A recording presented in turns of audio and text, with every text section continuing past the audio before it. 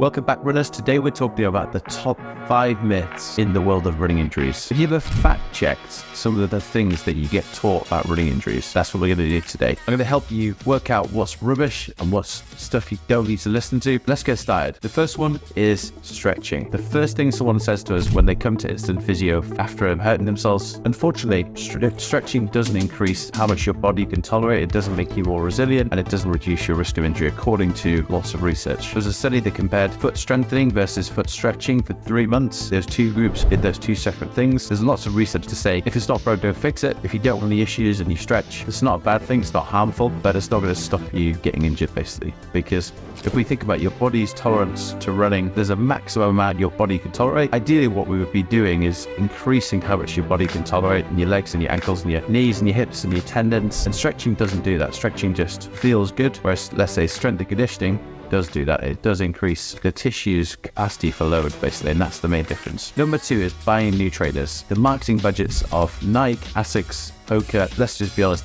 some of them look really, really cool, and they have lots of claims, and you got the treadmill, and it seems very scientific, and you get to runner's knee, and it feels like you're almost going for like a physio session, but in reality, they're just trying to sell you a pair of shoes. They're not trying to prevent you from getting injured. That's the real reality here.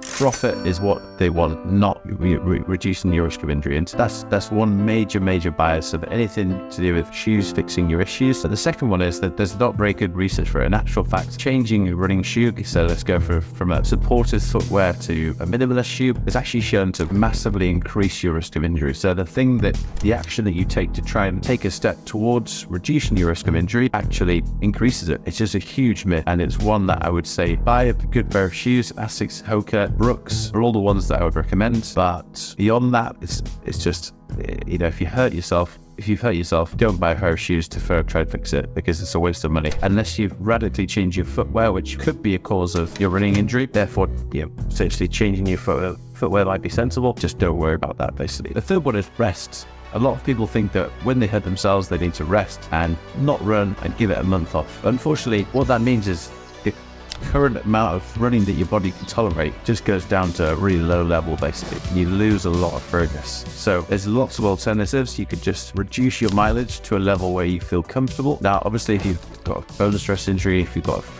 something serious where there's lots of swelling and recovery, that's obviously not going to be the case. But something like runner's knee, something like Achilles tendinopathy, patella tendinopathy, they would be things that you potentially would be able to reduce your running down to a level which is comfortable, maintain some level of running tolerance, basically, because stopping running altogether for, let's say, 4 weeks means the return to running journey is going to take a lot longer, basically. There was a study that showed Achilles tendon pain sufferers of one group were given advice and told to stop running, and the other ones were given advice and advised to carry on running, and they actually both got better at the same rate and got the same outcomes. So stopping running isn't always the best thing to do. Number 4, a huge myth in the world of running is that running causes osteoarthritis in your knees. In actual fact, there's lots of studies now that show that runners have a lower rate of osteoarthritis in their knees because their knee muscles, their quadriceps are bigger, so their knees have better support. Body weight is lower because running is obviously really good for burning calories and keeping excess weight down. There's actually studies that show that it can strengthen cartilage as well, so the impact, which obviously everyone says is really, really bad, in actual fact can actually strengthen the cartilage and mean that it's nourished, and more so than someone who isn't a runner, more so than someone who's a cyclist. They're all the reasons why, in actual fact, the opposite is true. And again, there's lots of research to demonstrate that as well. Number 5 is heel striking. People think that the reason why I've got knee pain is because I'm a heel striker. It gets demonized. In actual fact, 90% of runners are heel strikers, maybe even 95%, and lots of elites are as well. And it isn't a huge issue. There's plenty of people with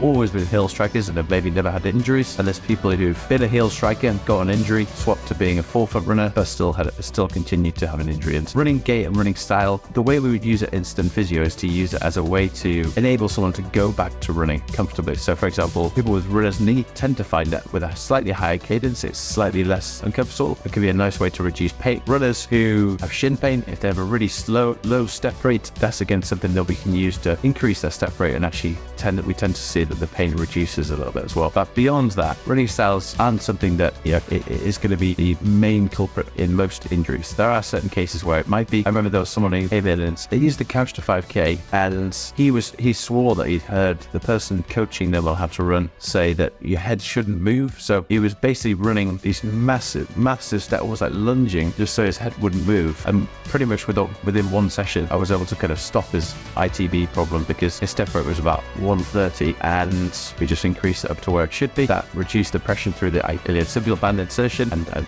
stopped the issue. So there's obviously very rare cases where that can happen, but running style isn't going to be something that is going to be the main culprit behind running injuries. So they're the top 5 myths in the world of running injuries. Leave a question in the comment box. I'd love to answer anything you'd like to know. And if you'd like me to do any videos on anything else, then let me know. Hit subscribe. I'll see you soon.